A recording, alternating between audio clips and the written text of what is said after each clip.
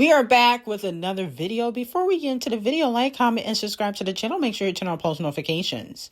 So Titanic Records is trying to make sure Cardi B sells out this tour. And as we previously discussed multiple times, it's not officially fully 100% sold out for every show. Now, with that being said, Cardi B originally was going to have an opening act, and that could help possibly sell out the tour. Okay, a lot of people thought, Dolce or, GloRilla or somebody would open for Cardi B for her tour, and Titanic did want that at one moment in time, but Cardi B recently just told the fans that she's already over her tour budget.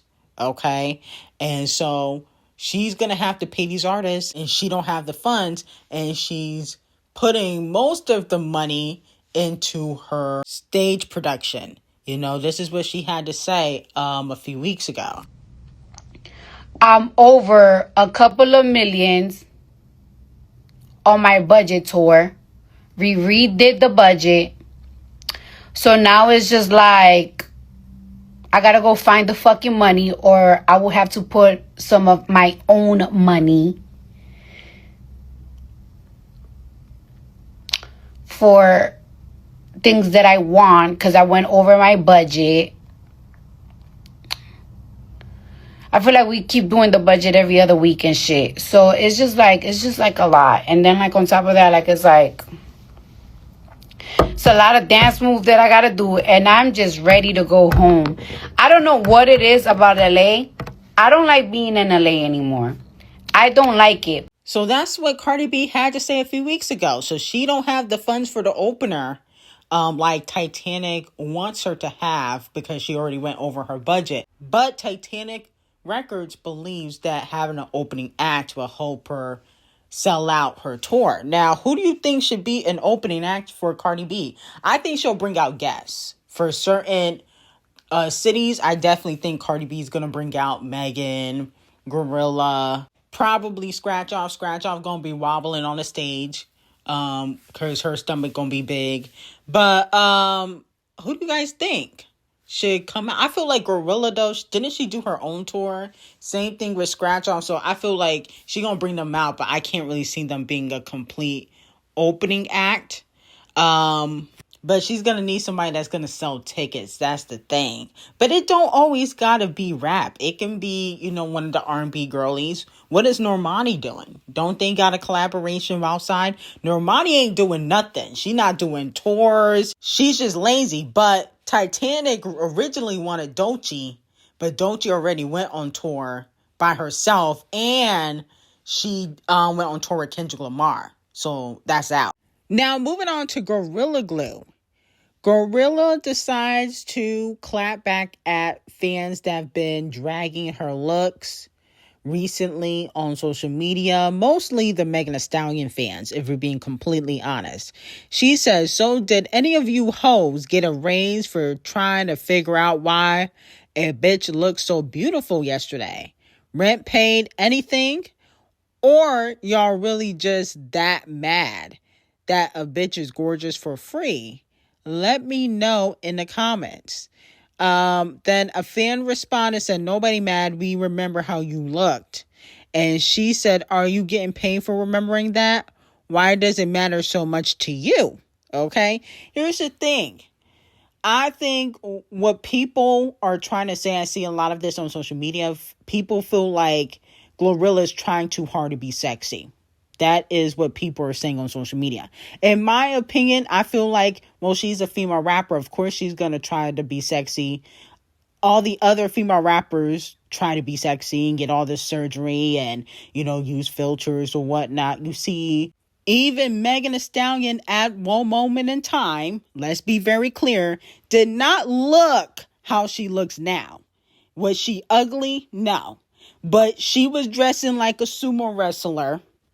She wasn't as skinny or as fit as she is now. Okay. Some people have accused her of doing stuff to her face. Okay. Not saying that she did, But Megan did not look how she looks now. Same thing with Cardi B. Okay, let's be very clear. Even Doja Cat has, well, Doja Cat, I wouldn't say she's that attractive, though, no shade, but Doja Cat has changed up her look from what she used to be like in the past. A lot of the girls do. So I feel like people go in hard at GloRilla, but Cardi B done switched up her face like 15 different times and y'all didn't say nothing. Okay, so I just feel like y'all got to keep the same energy for other female rappers, not just GloRilla. I feel like a lot of people are bullying GloRilla because of what happened with Megan Thee Stallion. Okay, because she no longer cool with Megan, people feel like they have to bully her. Now, Fivio Foreign exposes lottery ticket. Basically, Scratch Off gets exposed after 21 and Fivio Foreign were going back and forth because Fivio did an interview with Wacademics and said that basically he didn't believe that 21 below average was from the streets. And that's why he said F the streets. In hindsight, no shade, 21 is from the UK. Now, I know he moved to Atlanta, but we don't really know if he really for the streets or really about the streets. We only really know what he portrays for social media and for his rap career because, he was in the UK, which he never fully acknowledged. And now that we know he is an immigrant, a lot of people have questioned whether he ever was really about that street life or was it a rap persona, right? Now, with that being said, Fivio Foreign decided to post some videos of Scratch Off of basically her talking about Fivio Foreign, talking about freestyling about trying to sleep with him. Let's just take a listen. But this shit way too good not to brag on. I ain't even fuck a rap nigga yet, but if Fivio want to, then I ain't gonna pass on. You know what's funny though? I be like, we cool. Like that's my friend. Like So I had told him on set at XXL before XXL, like before I had like this little hype that I got right now. I was trying to work with Fivio before, and my his A&R had set up a session with my A&R, and I was already at the studio waiting on Fivio to pull up in New York way before XXL. And this fool done stood me up, y'all. Ooh, no he didn't. No, he didn't. And he felt And crazy. they was like, Fivio said he gonna go pull up on TJ first, and then he come here. I said he gonna go pull up on his homeboy before he pull up on a bad bitch. I'm out. Now, she did post on her Instagram, spoiler alert, it was strictly to go viral. He never effed. Top 5 freshman freestyles. 6 years later, clock it. Okay, so that's what she posted on her Instagram. She also said, then she posted his face and said, happy ass. And then she also posted, I got more money than you, bitch. Okay, so that's what Scratch Off decided to do on Instagram. Here's my thing. I think something happened between Fivio and Latto. And the reason why I think that's because of how she responded. I don't feel like it was really necessary for her to respond. 21 don't even claim you. Let's be very clear. He does not claim you. He does not post you. He do not talk about you. You doing all of this and you jumping in beef for no reason. That's how I feel about it. And then on top of that, you was just doing an interview saying how he stood you up in the studio. Something happened between them, and I don't care what Scratch Off has to say because we know she lies. So I think Fivio should drop more receipts because I think he got receipts and that's why he started posting those videos. Here's my thing with Scratch Off. Shut up while you can. Please. Okay? I don't want you to get exposed just like our reflection. I definitely feel like something could have happened between them because I'm like, why are you so quick to like stick up for your man that don't really claim you? No shade. And on top of that is married to somebody else for his immigration papers and green card. And on top of that, all he did was post a freestyle. Okay? He didn't really say nothing. He just posted that freestyle. You kind of looking guilty by admission, in my opinion. Okay? No shade. But if I was you, I would sit this one out because 21 does not claim you and you looking dumb. Now, moving on from that, a lot of people are saying that ASAP, the colorist, was flirting with a streamer named Zoe Spencer.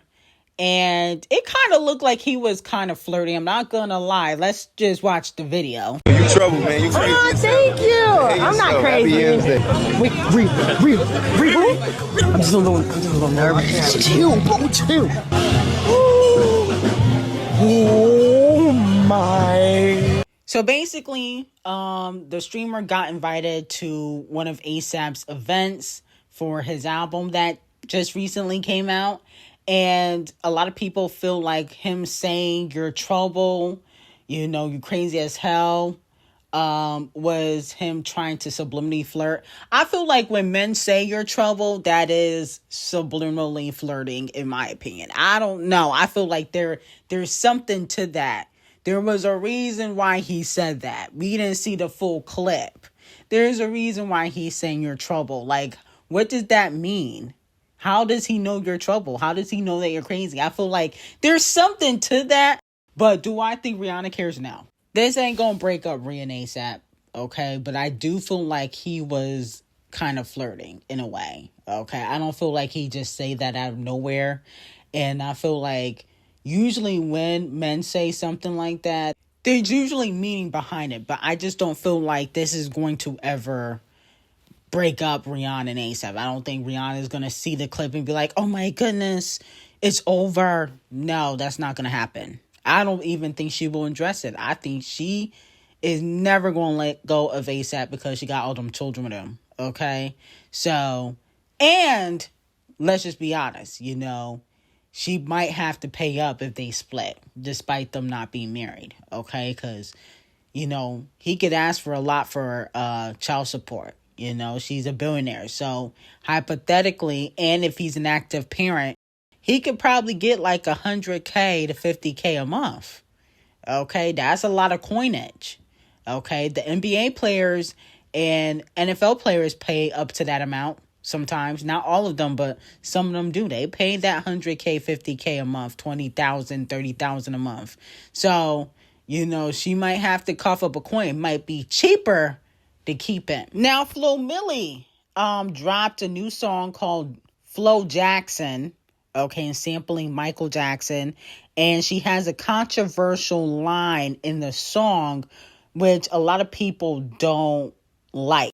Okay, she's been getting dragged for it, okay? Now, the line is, beat a nigga's ass, call me Joe Jackson. Now, if you don't know the history between Joe Jackson and all of his children, he was beating them for absolutely no reason, okay? Which is technically child abuse. And he doesn't have a great relationship with his children, okay? But with that being said, a lot of people feel like she shouldn't have said that line because it feels like she kind of making fun or not taking abuse seriously. Because it happened to a man and, you know, or it happened to children, even though now, you know, the Jacksons in general are older. Let me know how y'all feel about it. Here's my thing. I kind of like the record. A lot of people are saying it's trash. I don't know. There's something catchy. It could be the sample, obviously. It obviously could be the sample. There's something catchy about the song. I do like the song a little bit. And I feel like hip-hop would not be hip-hop if you didn't have controversial lines. You know, even Camel Face said in Drunken Love, catch a charge I might, beat the box up like Mike, in 97 I bite. I'm Ike Turner, turn up baby, no, I don't play. Now eat the cake, anime, said eat the cake, anime. A lot of people called out Camel Face when he wrote those bars for Drunken Love. I mean, controversial lines are part of hip-hop. Okay, 69 God, he's a freaky ass nigga, 69 God. I mean, Kendrick Lamar just did that on Not Like Us. That's why Champagne Thickums is taking him to court. Okay, that's part of hip hop. So we can't do this to Flo Milli. We can't turn our back on Flo Milli just because she said a controversial line. I'm sure she's not saying she's for abuse. I think she was trying to make a catchy bar, and obviously it did not go well with the general public. But I think this is part of hip hop and people are getting a little bit too sensitive. Plus, the Jackson estates obviously don't care because they allowed her to sample this song. I mean, Michael Jackson's been dead, so she had to go through the estate to get the sample and call the record Flo Jackson. You know, she had to get clearance for that. So they don't care as long as they get their coin. So I don't know why people are in the hoopla about this. The Jackson estate, the Jackson family do not care. Okay, they're getting their coin from this. Not much coin, because I don't think it's going to go #1 or nothing like that. But they're getting some coin. But anyway, I got some very hot tea on Hailey Bieber, Justin Bieber, and Selena on Patreon. Link will be in the description. I hope you guys have a great day.